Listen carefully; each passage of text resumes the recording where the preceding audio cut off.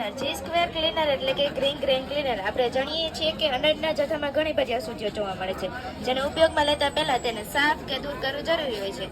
આપણે અનાજને ઉપયોગમાં લેતા પહેલાં તેને સાફ કરવા માટે સોલાર એનર્જી વડે વગર પ્રદૂષણ કર્યા વિના અનાજના જથ્થામાં રહેલી હલકી અશુદ્ધિઓને ઝડપી પવન દ્વારા દૂર કરવું.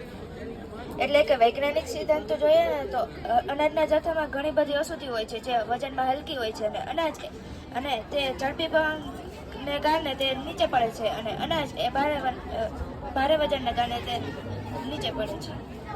આ સાધનની ઘણી બધી ઉપયોગિતાઓ છે, જેમ કે અનાજને ઉપયોગમાં લેતા પહેલાં તેને સાફ કરી શકાય છે. સાફ કરેલા અનાજને વધુ સમય સુધી સંગ્રહિત કરી શકાય છે. અનાજની અંદરથી નીકળેલી કણકી કે ફોતરીને આપણે ખેતરમાં ખાતર તરીકે અથવા તો પશુના દાણ તરીકે ઉપયોગ કરી શકાય છે. સાફ કરેલા અનાજને આપણે વધુ સમય સુધી સંગ્રહિત કરી શકાય છે.